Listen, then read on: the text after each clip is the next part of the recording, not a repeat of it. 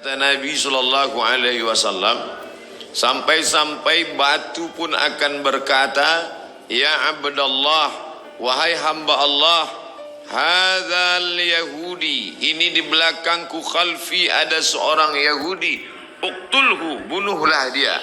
Satu saja yang tidak mau menunjukkan tempat Yahudi, yaitu syajaratul gharqad, pohon gharqad, bentuknya seperti pohon pinus. Alhamdulillah, ketika saya sampai di kota Rafah, ini Mesir, ini Palestina, lalu ada satu kota bernama Rafah dibagi dua, berjanjian damai antara Mesir dengan Israel, maka mereka ambil setengah dan diambil oleh Mesir setengah.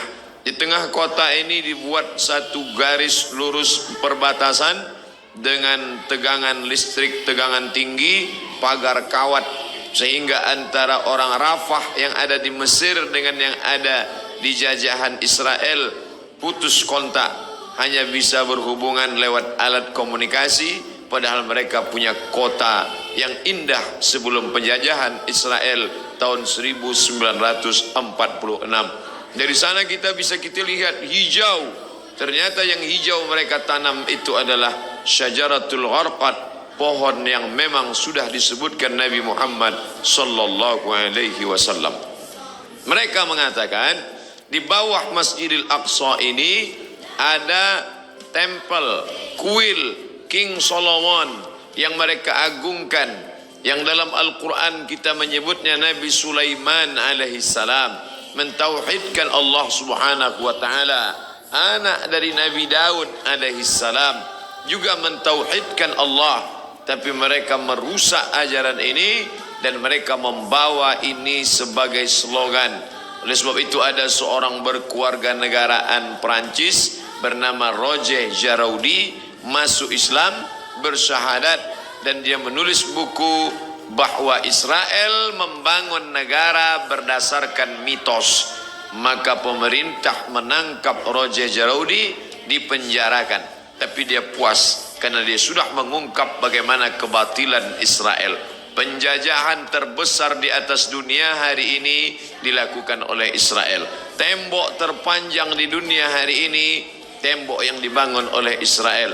Sebenarnya di balik ini semua adalah Allah mau memperlihatkan kepada kita mana yang berjuang menegakkan agama Allah, mana yang diam saja. Bagi Bapak Ibu warga Jakarta yang mampu untuk berjihad, tapi tentu bukan jihad fisik, karena Israel lebih kuat daripada kita. Saya tidak ingin selesai saya tausiah khutbah tadi oleh kiai kita berapi-api, ditambah lagi ceramah Ustaz Somad, lalu selesai ini bapak-bapak mohon izin ke keluarga semuanya pergi ke Israel. Selesai ini besok kita baca koran, ada 3 warga Jakarta di Israel terbengkalai karena tidak dapat nasi uduk. Jihad yang kita lakukan bukan seperti itu. Apa yang bisa kita lakukan? Man jahaza ghazian faqad ghaza. Siapa yang sanggup mempersiapkan hartanya, ada namanya Syam Organizer, ada namanya Sahabat Al-Aqsa, cari nomor rekeningnya, kirimkan. Ada salah satu artis kita yang berangkat ke sana langsung. Mungkin dia punya finansial biaya yang luar biasa, badannya sehat, uangnya banyak, dia pergi ke sana untuk melihat langsung. Ada pula saudara kawan kita yang dengan hartanya, tolonglah, tapi andai tidak bisa, maka kiai kita melalui khutbah Jumat tadi mengajak kita berdoa, Allahumma ansur ikhwanana al-mujahidin al-mazlumina fi Palestin. Tolong saudara kami yang Allah yang teraniaya di Palestina. Orang-orang yang sekuler, liberal, iseng-iseng mulai mengetes ustaz. Kenapa ketika dulu Abrahah datang menghancurkan Ka'bah, Allah mengirim fa arsalna alaihim tayran ababil, kami kirim tayran ababil tarmihim bihijaratin min sijil, lalu mereka ditembak dengan peluru-peluru sijil, yaitu batu-batu dari neraka. Faja'alahum ka'asfim ma'kul, lalu mereka seperti daun-daun yang dimakan ulat. Mengapa itu tidak terjadi sekarang Ustaz? Perlu kita cermati sejarahnya. Zaman itu tidak ada orang beriman, Abdul Muttalib seorang laki-laki yang soleh sendirian. Dialah yang memegang kunci Ka'bah. Abdul Muttalib punya anak Abdullah, Abdullah punya anak Muhammad sallallahu alaihi wasallam. Maka Abdul Muttalib datang membawa kunci Ka'bah. Dia serahkan kepada Allah. Di pintu itu dia berkata, "Inna lihadzal baiti rabban yahmih." Rumah Baitullah ini ada Rabb, pemilik, pencipta, pelindungnya. Aku tak sanggup menjaganya, ya Allah jagalah dia. Zaman itu tidak ada orang beriman, tapi hari ini 2 miliar orang beriman. Asia Tenggara saja lebih dari 1,5 miliar. Indonesia, Malaysia, Brunei Darussalam, Moro, Patani Thailand Selatan. Maka ini sudah cukup.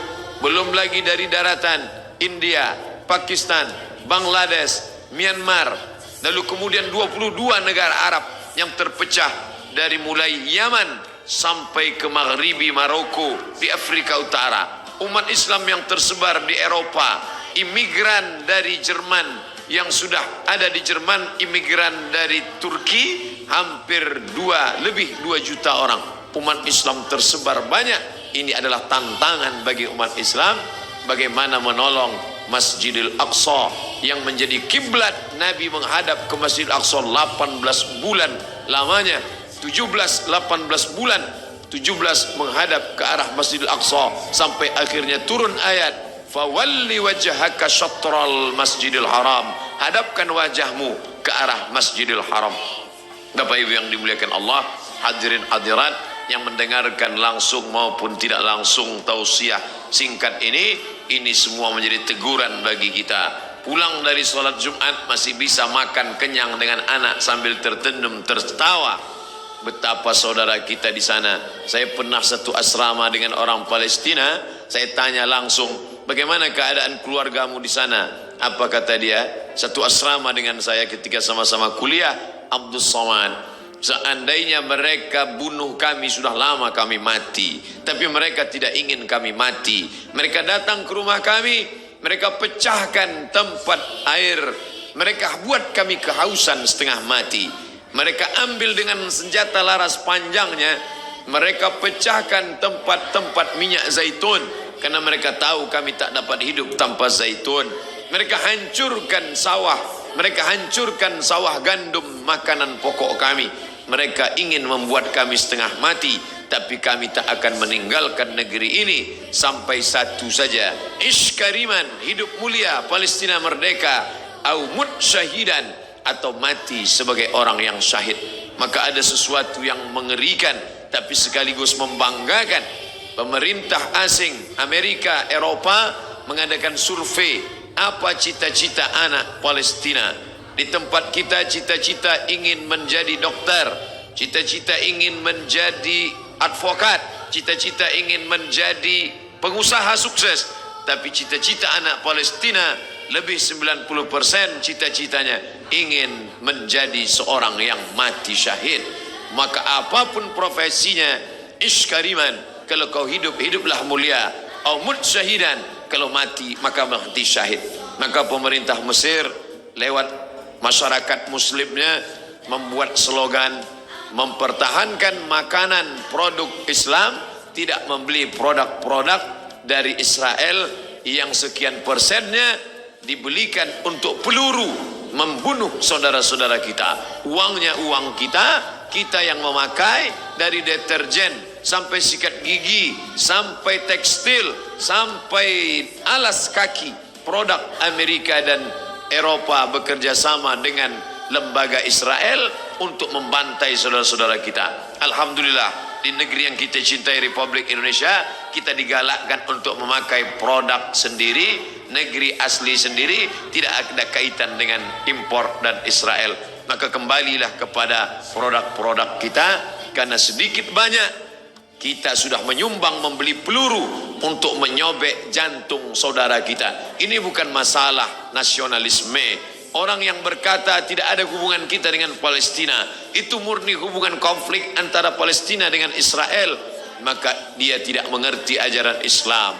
Kita baca Al-Quran, Subhanalladzi asra bi'abdihi laylan minal masjidil haram ilal Masjidil Aqsa.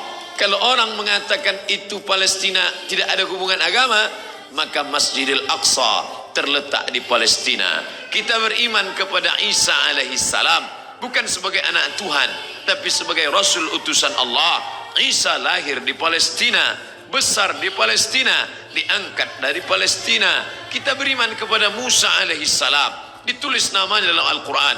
Musa lahir di Mesir dan berhijrah ke Palestina. Namanya 4 kali kita sebut. Kama sallaita ala Ibrahim wa ala ali Ibrahim, kama barakta ala Ibrahim wa ala ali Ibrahim. Ibrahim lahir dan besar di Babilonia, Irak, tapi kemudian dia hijrah ke Palestina. Nabi Ishak di Palestina, Nabi Ismail di Palestina, hijrah ke Makkah Al-Mukarramah. Nabi Musa hijrah ke Palestina, Nabi Isa lahir besar di Palestina, dan Muhammad sallallahu alaihi wasallam Isra Mi'raj ke Palestina, barulah naik ke Sidratul Muntaha. Maka hubungan kita bukan sebagai hubungan kemanusiaan, tapi hubungan yang lebih kuat. Asyhadu an la ilaha illallah wa asyhadu anna Muhammadan Rasulullah. Andai kau bukan seorang muslim, andai tak percaya kepada Muhammad, untuk menyaksikan kebiadaban Israel cukuplah sebagai manusia, tak perlu menjadi seorang muslim untuk kasihan kepada Palestina. Tidak perlu menjadi seorang mukmin untuk peduli kepada Palestina. Cukup menjadi manusia yang berakal sehat, maka sudah cukup untuk membela Palestina sebagai manusia. Oleh sebab itu sekarang bergejolak orang-orang Eropa yang tidak bertuhan, ateis, tak percaya kepada Tuhan, tapi tetap membawa bendera Palestina. Maka aneh bin ajaib kalau ada orang Islam yang setiap hari berkata asyhadu an la ilaha illallah wa asyhadu anna Muhammad Rasulullah, tapi tak tergerak hatinya melihat apa yang diderita oleh Palestina.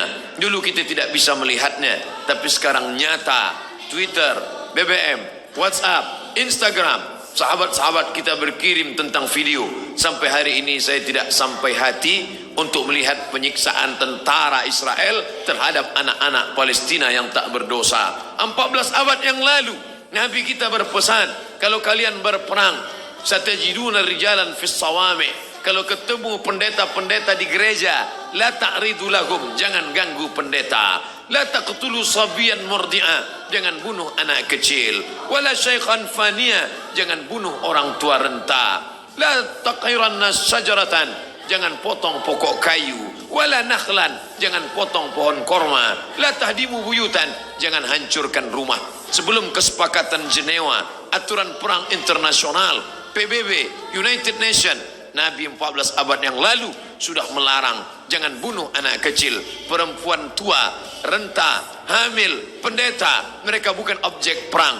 Tapi Israel di tahun 2017, anak-anak tak berdosa, mereka pukul berdarah kepalanya. Tak sampai hati kita sampai hari ini melihat itu di video, di HP kita, dikirim sahabat kita lewat Instagram, mereka share lewat Facebook.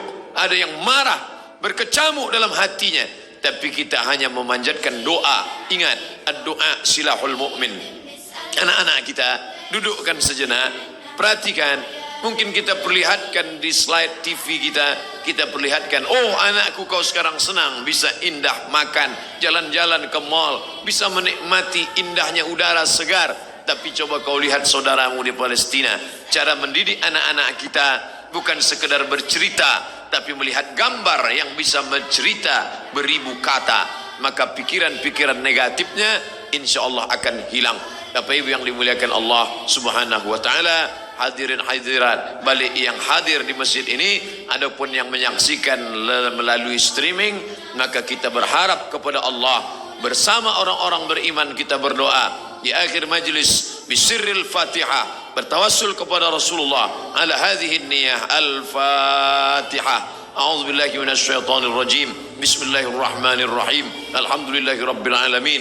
Arrahmanir rahim. Maliki yaumiddin. Iyyaka na'budu wa iyyaka nasta'in. Ihdinas siratal mustaqim. Siratal ladzina an'amta 'alaihim ghairil maghdubi 'alaihim waladdallin. Amin. Ya